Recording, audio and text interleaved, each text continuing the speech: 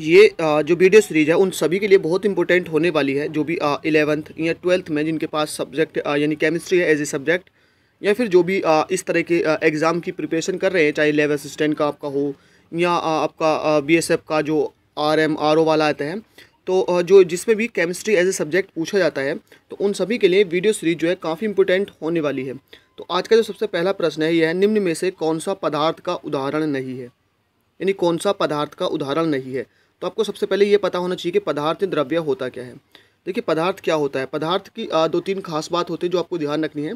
ये स्थान घेरता है, इसमें आयतन होता है, और इसका अनुभव हम अपने ज्ञान इंद्रियों से कर सकते हैं। तो देखिए वायु, ऑक्सीजन और पानी तीनों ही क्या है, पदार्थ होते हैं। क्योंकि देखिए जो वायु होती है या जो ऑक्सीजन होती है ये भी एक तरह से हवा ही होती है ना। और इसको हम जो है यानी जो वायु होती है, जो हवा होती है, इसको हम गुब्बारों में टायर्स में भरते हैं तो ये स्थान घेरते हैं, इसको हम अनुभव करते हैं, जैसे हवा चलती है तो हमको फील होती है। उसके बाद पानी तो जगह घेरता ही, आयतन इसमें होता है, तो ये पदार्थ है।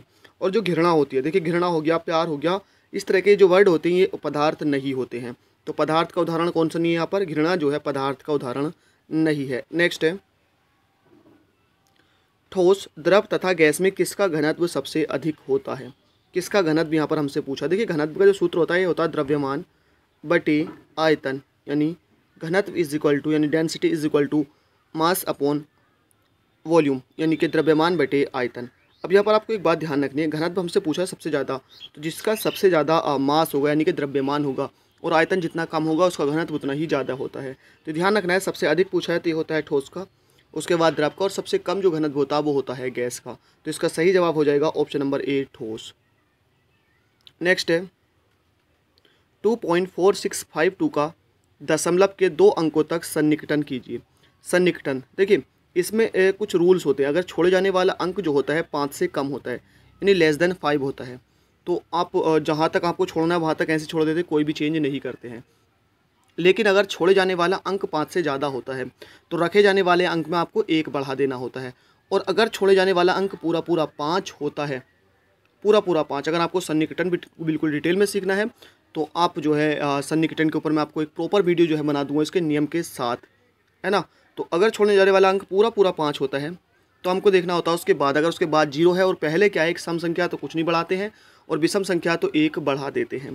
तो यहाँ पर देखिए हमारा जो छोड़े जाने वाला अंक है वो क्या है, 5 है, और इसके बाद एक नॉन जीरो नंबर है।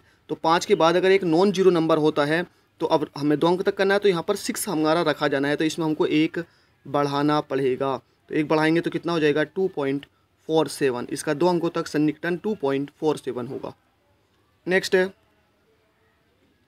किसी ठोस का सीधे गैस में परिवर्तित हो जाना क्या कहलाता है। किसी भी ठोस का, देखिए ठोस का अगर आप उसको आप गर्म करेंगे तो क्या होता है, वो पहले लिक्विड में जाता है लेकिन उसके बाद गैस में। लेकिन कुछ ठोस ऐसे होते हैं जो सीधे ही गैस में परिवर्तित हो जाते हैं, और ठोस का सीधे गैस में परिवर्तित होना कहलाता है ऊर्ध्वपातन। ध्यान रखना क्या कहलाता है, ऊर्ध्वपातन। नेक्स्ट है, जल क्या है। देखिए जल क्या है, एक यौगिक है। मिश्रण यहाँ पर नहीं होगा, ध्यान रखना है, जल एक यौगिक है। क्योंकि देखिए यौगिक क्या होता है, यौगिक में 2 या 2 से अधिक तत्वों का एक निश्चित अनुपात होता है। तो अगर आप जल को देखेंगे तो ये H2O होता है, तो यहाँ पर हाइड्रोजन और ऑक्सीजन का जो अनुपात होता है वो होता है 2:1 होता है। ऐसे अगर आप NH3 को देखेंगे यानी अमोनिया, H2SO4, ये सारे के सारे यौगिक होते हैं। नेक्स्ट है, वायु क्या है।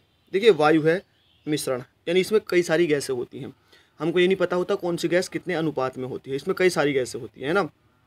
जैसे ऑक्सीजन भी होती है, इसमें नाइट्रोजन भी होती है, इसमें कार्बन डाइऑक्साइड भी होती है, इसमें आपकी आर्गन भी होती है। तो ये गैसों का मिश्रण कैसा मिश्रण होता है, समांगी मिश्रण होता है। इसलिए अगर कहीं आ जाए कि क्या वायु एक विलयन है, तो ध्यान रखना है वायु को आप विलयन भी कह सकते हैं, क्योंकि 2 या 2 से अधिक पदार्थों के विलयन को समांगी मिश्रण को विलयन कहते हैं। तो वायु कैसा होता है, एक समांगी मिश्रण होता है। नेक्स्ट है, 2 या 2 से अधिक पदार्थों का समांगी मिश्रण क्या कहलाता है, ये मैंने आपको बताया है, क्या कहलाता है, विलयन कहलाता है।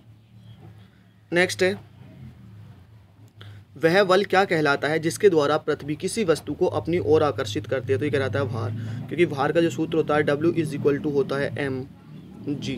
ठीक है, क्या होता है, mg होता है। भार वेट होता है ना, W weight, m for mass, और g होता है गुरुत्वीय त्वरण। तो किसी भी यानी भार क्या है, भार वह बल होता है जिसके द्वारा पृथ्वी किसी भी वस्तु को अपनी ओर आकर्षित करती है। नेक्स्ट है, 30 डिग्री सेल्सियस को फ़ारेनहाइट में बदलिए। 30 डिग्री सेल्सियस, अब देखिए फ़ारेनहाइट को सेल्सियस में और सेल्सियस को फ़ारेनहाइट में बदलने का एक सूत्र होता है, F = 9c/5 + 32, ये आपका सूत्र होता है। F = 9c/5 + 32। तो यहाँ पर 30 डिग्री, तो यहाँ पर आप 30 डाल देंगे, है ना। 30 डालेंगे तो इस 6 से कितनी बार कटेगा, 5 से 6 बार, और 6 × 54, 54 और 32 कितने होते हैं, 86। इसका ऑप्शन नंबर ए बिल्कुल सही होगा। सूत्र आपको ध्यान रख लेना है, फ़ारेनहाइट और सेल्सियस के बीच जो संबंध होता है F = 9c/5 + 32 यानी कि 32 होता है। नेक्स्ट है 10, पदार्थ की मात्रा का एसआई मात्रक क्या होता है। देखिए पदार्थ की मात्रा का जो एसआई मात्रक होता है ये होता है मोल। क्या होता है, मोल। एम्पियर तो किसका होता है, विद्युत धारा का होता है। किलोग्राम किसका होता है, द्रव्यमान का होता है। और लीटर किसका होता है, ये आयतन का होता है। तो फ्रेंड्स आज के इस वीडियो में इतना ही, हमने 10 क्वेश्चंस को डिस्कस किया। आई होप ये वीडियो आपको पसंद आई, इसको लाइक शेयर करना ना भूलें। थैंक यू फॉर वॉचिंग, मिलते हैं नेक्स्ट वीडियो में।